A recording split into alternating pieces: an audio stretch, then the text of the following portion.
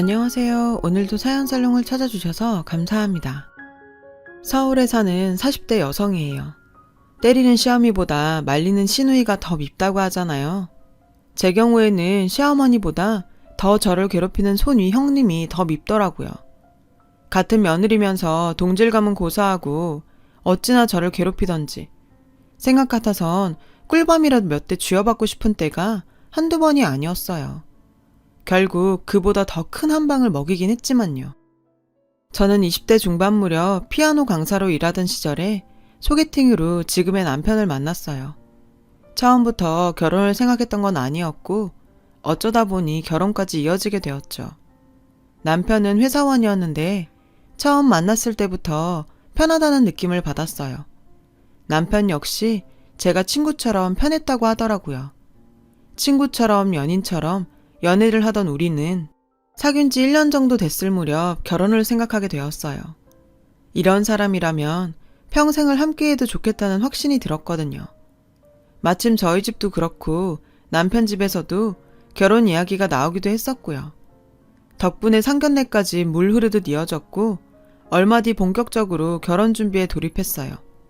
그런데 그 와중에 태클을 거는 인간이 나타난 거예요. 바로 손위 형님이었죠. 처음부터 사사건건 끼어들어서 사람 불편하게 하더니 결정적인 순간마다 꼭 초를 쳐서는 저를 곤란하게 만들었죠. 이를테면 이런 식이었어요. 예단 이불은 뭘로 할 거야? 난 시집 올 때 강남 유명 친구점에서 최고급 순금 이불 세트로 맞춰왔는데 동서도 그런 수준이 되나 싶어서 혼수건 예단이건 뭐 각자 사정에 따라 한다고들 하지만 내 생각엔 그래. 며느리가 많은 것도 아니고 딸랑 둘인데 동서가 너무 처지게 해오면 남들 보기 좀 그렇잖아? 가급적이면 나랑 수준은 맞춰왔으면 좋겠어. 글쎄 이러지 뭐예요. 아니 자기가 시어머니도 아니고 무슨 자격으로 수준을 맞춰라 마라 하는지 정말 웃기지도 않더라고요. 솔직히 저희 집은 평범한 중산층이라서 형님처럼 해갈 형편이 안 됐거든요. 그런데 중간에서 이딴 소리를 해대니까 시어머니까지 덩달아 동조하시더라고요. 그래, 그건 큰애 말이 맞다. 네가 너무 처지게 해오면 남들 보기 그렇잖니.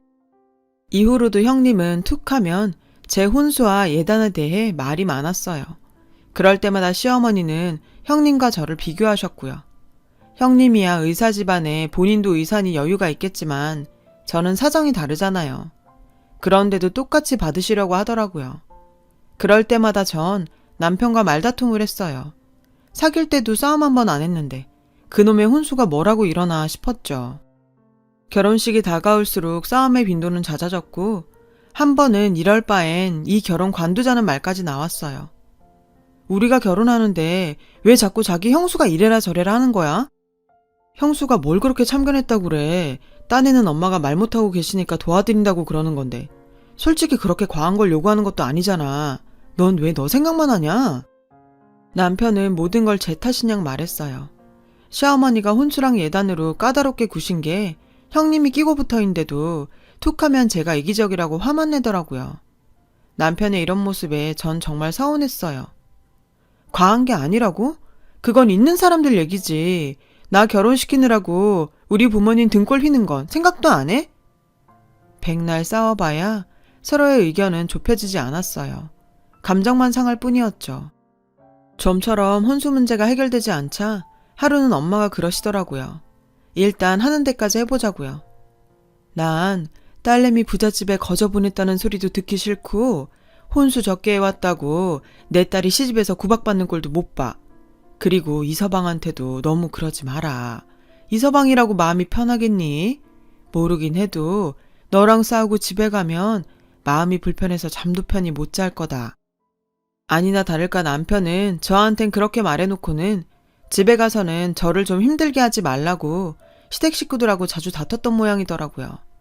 전 그런 줄도 모르고 원망만 했던 거죠.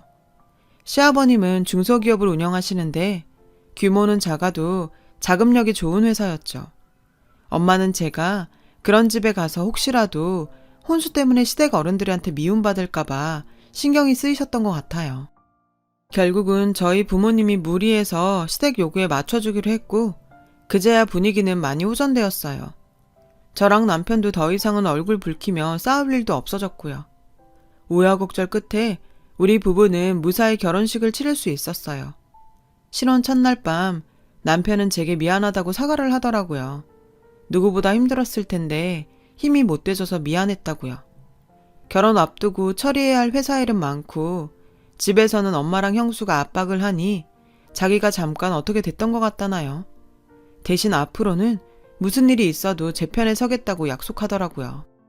안 그래도 내심 서운한 마음이 있었던 저는 지금이라도 솔직하게 사과해준 남편을 용서해주기로 했어요. 어차피 지난 일 길게 끌어봤자 결혼 생활이 우울해질 뿐이니까요. 그래서 저도 남편한테 사과했죠. 대화로 풀어도 될 일을 감정만 앞세워 일을 키웠던 것 같다고 말이에요. 그렇게 우리는 서로에게 사과하는 걸로 신혼을 시작했어요. 하지만 우리 부부만 화해하면 뭐해요. 시댁에만 다녀오면 도로함이 타버린걸요. 딱 보니 저희 시댁은 시월드가 아니라 손이 형님 월드더라고요. 시어른보다도 형님 파워가 셌거든요. 형님은 시댁에 올 때마다 머리부터 발끝까지 명품으로 휘감고 왔어요. 그리고는 재력을 앞세워 시부모님께 선물 공세를 벌였죠. 시댁에 가져오는 선물도 정말 입이 딱 벌어질 정도였어요. 그러니 시어머님이 형님을 이뻐하지 않을 수 있겠어요?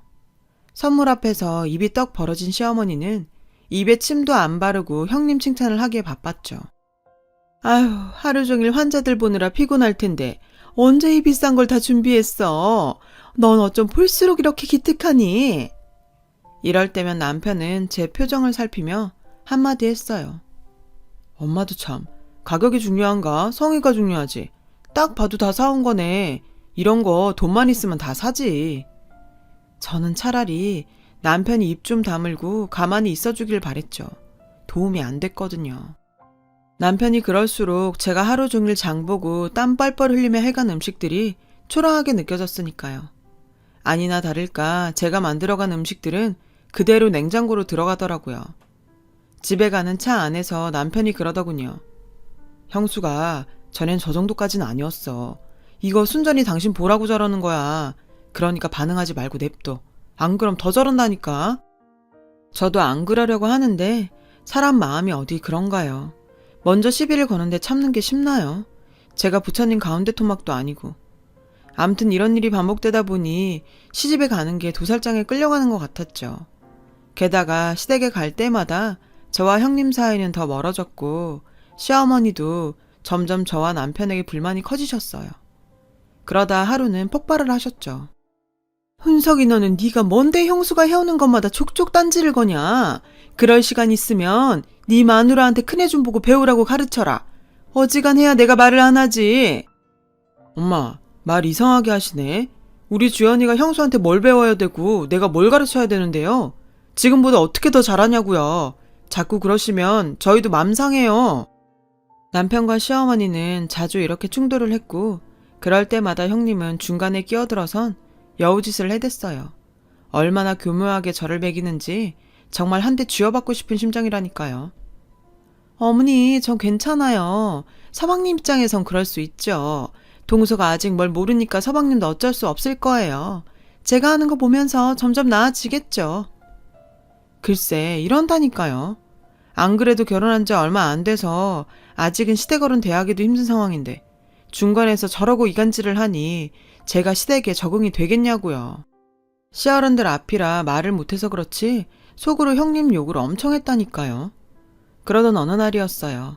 그날따라 시어머님이 저한테만 설거지를 시키시더라고요. 그러자 남편은 저를 도와주겠다며 주방으로 들어왔고 그게 못마땅하셨던 시어머니는 남편을 째려보시더라고요. 그런데도 눈치 없는 남편은 나갈 생각을 안 했고 결국 제가 떠밀어 내보냈죠.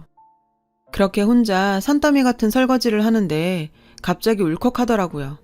나도 우리 집에선 귀한 딸인데 시댁이 뭐라고 갖은 욕 먹어가며 이러고 있나 싶어 눈물이 났어요. 그런데 하필 그 모습을 시어머님이 보신 거예요. 얘, 너 지금 그깟 설거지 좀 시켰다고 시애미 앞에서 시위하는 거냐? 그래서 그러고 청승 떨며 우는 거야? 전 그게 아니라 눈에 뭐가 들어가서 그렇다고 오해하신 거라고 둘러댔어요. 그 말에 다행히 어머님은 노여움을 푸셨는데 그때 주방으로 들어온 형님의 말에 다시 분란이 일었어요. 통서, 거짓말도 좀 정도껏 해라. 눈에 뭐가 들어갔으면 고무장갑 벗고 눈부터 닦을 일이지. 설거지하며 울어. 어머님이 사람이 좋으시니 믿어주시지 다른 시어머니들 같으면 어림도 없어. 그러자 시어머님도 발끈하시며 싱크대에서 절 밀어내셨어요. 됐다. 설거지 좀 하는 게 그렇게 분해서 눈물까지 짜는 애한테 내가 무슨 일을 시키겠냐. 비켜라. 내가 하마.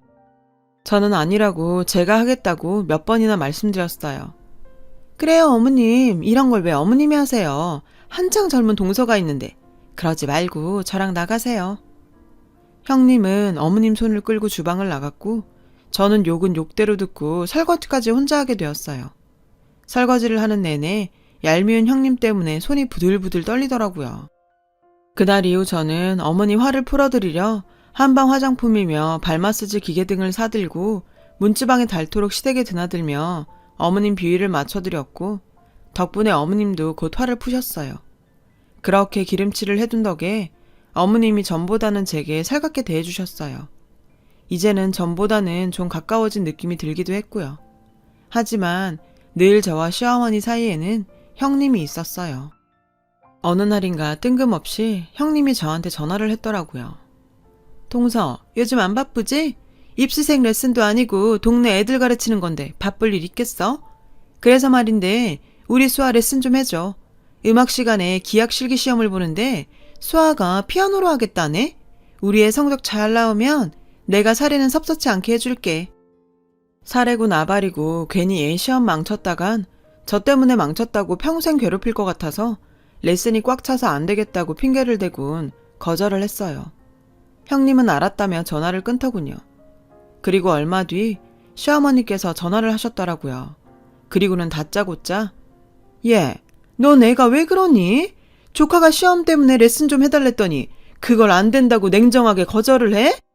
공짜로 해달라는 것도 아니고 돈 다 주고 배운다는데도 그러는 이유가 뭐니? 큰애는 그래도 너 돈 좀 벌어주려고 일부러 너한테 부탁한 모양인데 그런 마음도 모르고 어쩜 그러니? 어머니, 제가 정말 시간이 안 돼요. 수아 레슨 봐주려면 제가 형님 댁까지 가야 하는데 그러면 지금 가르치는 애들 레슨 시간을 맞출 수가 없어요. 그래서 그래요, 어머니. 형님이 중간에서 뭐라고 해댔는지 어머님은 제 말은 듣지도 않으시고 막무가내로 화부터 내셨어요. 긴 말 할 것 없고 다음 주부터 일주일에 3번씩 봐주는 걸로 해라. 시험이 코앞이라서 그 정도는 해야 될 것 같다더라. 너도 이제 우리 집 식구 아니니? 너 편한 대로만 살 생각 말고 가족들 생각도 좀 하고 살아라. 알았니? 전 결국 일주일에 3번 형님 댁에 가서 조카 피아노 레슨을 봐주게 됐어요. 수아는 초등학교 3학년이었는데 애가 남다르고 독특한 애더라고요. 형님과는 완전 딴판이라 신기했어요.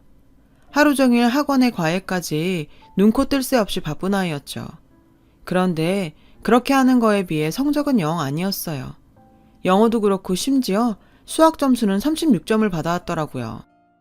수아야, 이 성적 보면 엄마가 충격받지 않으실까? 너희 엄마는 지금껏 36점은 받아본 적도 없을 텐데. 작은 엄마, 괜찮아요. 엄마도 강해져야죠. 수학 점수가 인생의 전부도 아닌걸요. 애가 참 당돌한데 밉지는 않았어요. 형님 딸이 맞나 싶을 정도로 완전 다른 게 애가 아주 정이 가더라고요. 피아노 실력은 빼놓고요. 체르니 30번까지 땄다는 애 실력이 영 아니었죠. 이러다 형님한테 한 소리 듣는 게 아닌가 슬슬 걱정이 되더라고요. 호랑이도 제 말하면 온다더니 아니나 다를까 며칠 뒤 형님한테 전화가 왔어요. 목소리부터 아주 찬바람이 쌩쌩 불었죠. 통서, 정말 사랑 그렇게 안 받는데 너무한 거 아니야? 변두리 학원 피아노 선생이라 실력이 딱 그 정도 수준일 줄 짐작했지만 그래도 이건 너무하잖아. 몇 주를 레슨을 했는데 악보를 보고도 못 치면 어떡해? 시험이 다 다음 주인데. 혹시 나랑 감정이 안 좋다고 레슨 대충 하는 거 아니야? 그런 거면 나 정말 섭섭해. 형님, 저 정말 대충 하지 않았고요. 사람마다 다르긴 하지만 고작 몇 주 레슨한다고 하루아침에 실력이 확 늘진 않아요. 게다가 수아의 경우는 애 자체가 좀 독특해서 물론 전 그래서 좋지만 제 말이 끝나기도 전에 흥분한 형님은 언성을 높였어요.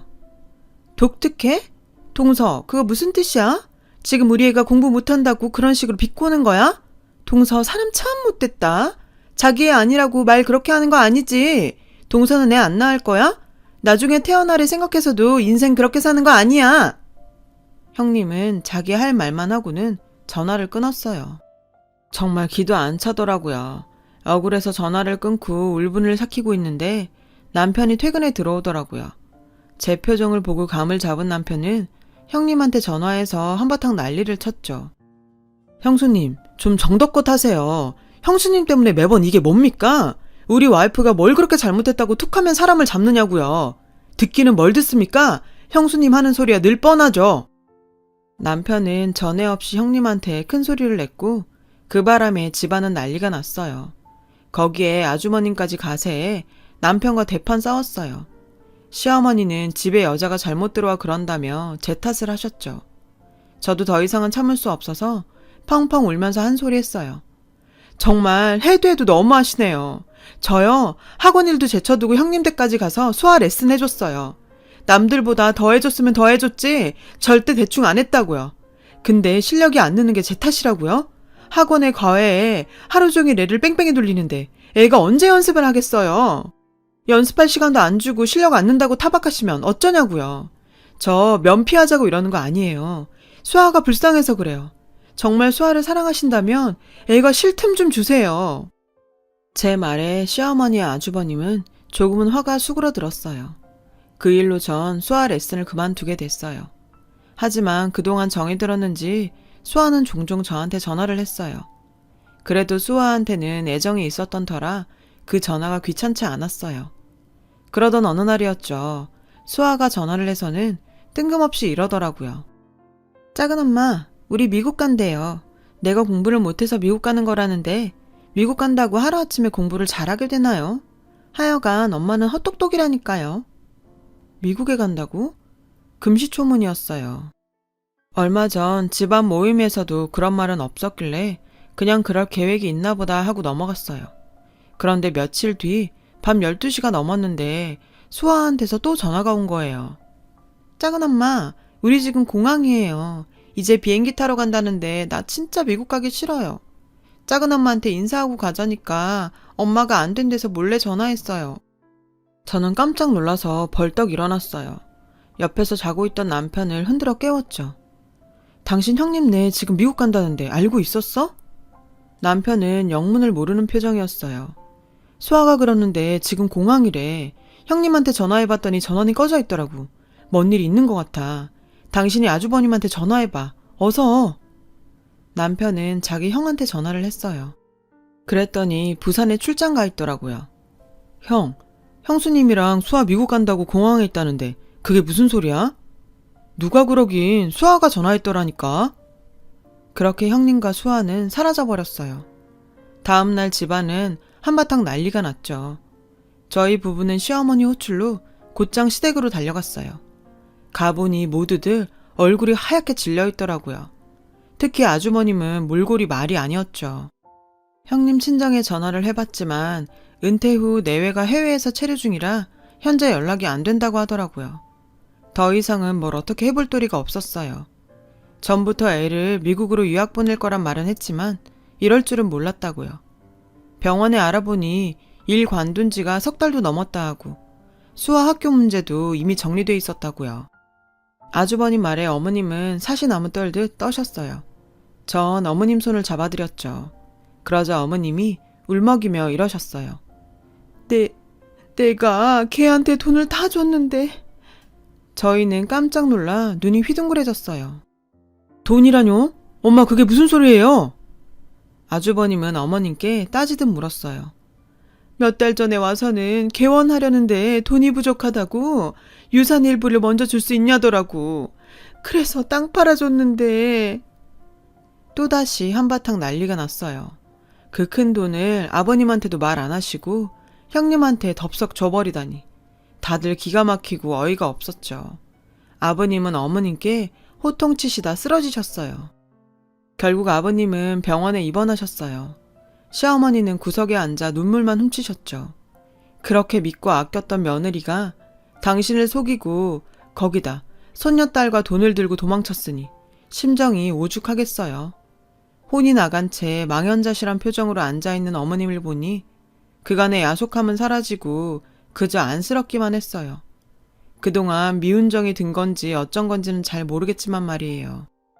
얼마 뒤 아버님은 무사히 퇴원을 하셨어요. 어머님도 조금씩 기력을 찾으셨죠. 하지만 여전히 형님의 행방은 찾을 수 없었어요. 그런데 뜻밖의 곳에서 실마리를 잡게 됐지 뭐예요. 제 SNS 사진에 수아가 보낸 하트가 뜬 거예요. 수아 SNS로 건너가 보니 최근에 찍은 사진 한 장이 올라와 있었어요. 특이한 구조의 건물 안에서 찍은 사진이었죠. 한국도 아니고 낯선 미국에 있는 건물 사진만 보고 거기가 어딘지 어떻게 알겠어요. 그 순간 문득 미국에 사는 사람이라면 혹시 알지 않을까 하는 생각이 들더라고요.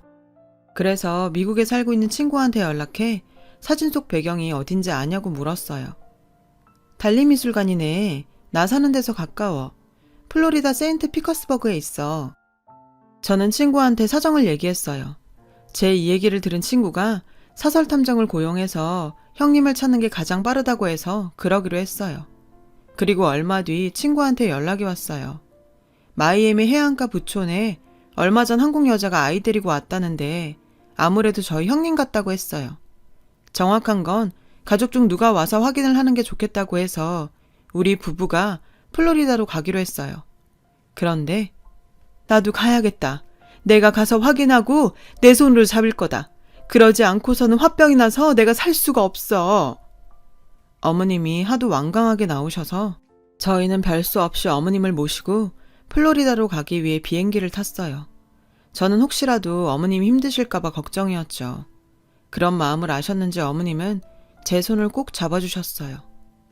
내가 큰애만 편애해서 이런 일이 생겼나 보다. 내가 너한테 못할 짓을 했구나. 미안하다. 다 지난 일인걸요. 지금은 어머님 건강만 생각하세요. 어머님은 고맙고 부끄럽다며 눈물을 흘리셨어요. 플로리다에 도착한 우리는 국내선으로 마이애미까지 갔어요. 공항에는 친구가 마중 나와 있었죠. 친구의 도움으로 형님이 사는 마이애미 해안가 부촌까지 갈 수 있었어요. 집 앞에 도착하니 입이 딱 벌어지더군요. 정말 미국 영화에서나 보던 어마어마한 대저택이었거든요. 나중에 안 사실인데 형님은 친정에서도 자기 몫의 유산을 다 받아왔다고 하더라고요. 배를 눌러도 대답이 없었어요. 할 수 없이 집 앞에서 버티고 있는데 저 멀리 조그만 어린애가 뛰어나오는 게 보이더라고요. 수아였어요. 저를 알아보고 달려나온 거였죠. 수아는 달려와 문을 열어주었어요. 작은 엄마, 나 보러 왔어요? 해맑게 웃고 있는 수아를 보자 말문이 막혔죠. 차마 네 엄마를 잡으러 왔다고 말할 수는 없었으니까요. 그래서 말없이 수아의 머리를 쓰다듬어 주었어요. 그때였죠. 수아를 따라 밖으로 나온 형님이 어머님과 우리 부부를 보고는 아연질색했죠. 맨날 골프 치러 다닌다더니 그날도 골프장에 가려고 준비를 하고 있더군요. 어머님은 당장이라도 달려들 기세로 형님을 쏘아보았어요. 둘째야, 수아 좀 데리고 있어라. 난 쟤랑 얘기 좀 해야겠다. 어머님은 형님과 안으로 들어가셨어요. 남편과 저는 수아와 함께 마당에 남았어요. 그런데 잠시 뒤 집안에서 큰 소리가 났어요. 저는 수아가 밖에서 개와 노는 틈을 타서 안으로 들어가 봤어요. 그런데 세상에 어머님이 형님의 머리채를 잡고 흔들고 있더라고요. 저는 달려들어가 어머님은 말렸지만 소용없었죠. 노인네가 힘이 어마어마하더라고요. 형님은 나 죽는다 소리를 지르며 살려달라고 소리쳤어요. 네가 나한테 어떻게 이럴 수가 있어? 이 여우 같은 게 사람을 감쪽같이 속여? 이건 나요. 경찰 부를 거야. 여기 미국이야. 이런 짓 하고도 무사할 것 같아? 가만 안 둬. 경찰? 어디 불러봐. 미국이면 너 같은 사기꾼 편 들어준다든? 어디 해보자 이년아. 뒤늦게 달려들어온 남편이 형님한테서 어머님을 떼어냈어요. 그러자 형님이 악을 쓰고 덤볐어요. 내가 뭘 잘못했다고 이래요. 그동안 별것도 아닌 그 집구석에서 그만큼 하고 살았으면 이 정도는 받아도 되잖아요. 부모 유산 좀 먼저 받아서 편히 사는 게 뭐가 잘못됐다고 이러세요?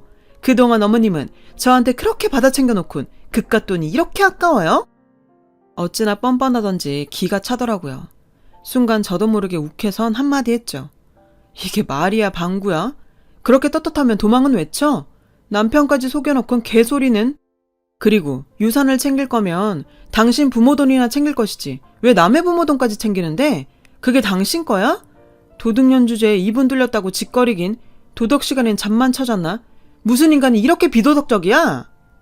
제 말에 형님은 저를 째려봤어요. 동서가 뭘 한다고 끼어들어? 주제 좀 알고 까불어. 건방지게 어디서? 그 순간 어머님이 형님 뺨을 올려치셨어요.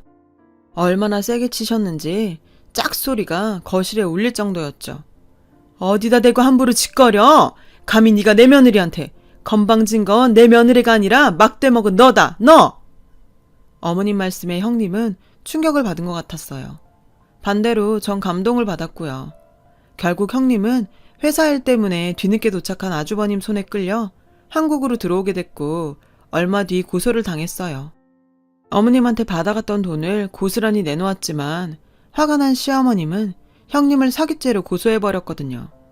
게다가 아주버님은 형님을 상대로 이혼 소송을 걸었어요. 결국 양육권과 친권도 모두 아주버님이 갖게 되었고 수아는 아주버님과 함께 시댁에 들어와 살게 되었죠. 그 후로 어머님과 저는 사이가 많이 좋아졌고요. 처음에는 제가 잘못 들어와서 집안이 시끄럽다고 하시던 분이 이제는 동네방네 다니시면서 집안에 복덩이가 들어와서 재산도 지킬 수 있었다고 자랑을 하고 다니실 정도로요. 말도 많고 탈도 많은 사건은 그렇게 해피엔딩을 맞았답니다. 새 가족이 들어오고 새 사람도 태어나고 그렇게 우리 인생에 새로운 사람이 들어오는데 서로 배려하고 이해하면서 잘 살았으면 좋겠다는 생각이 드네요. 지금까지 제 이야기를 들어주셔서 감사드리고요. 힘든 오늘 뒤엔 반드시 좋은 날이 오니 힘내시고 행복하세요. 여러분, 사연 댓글에 응원과 현명한 조언 부탁드려요. 좋아요와 구독은 저에게 큰 힘이 됩니다. 오늘도 좋은 일 가득하세요.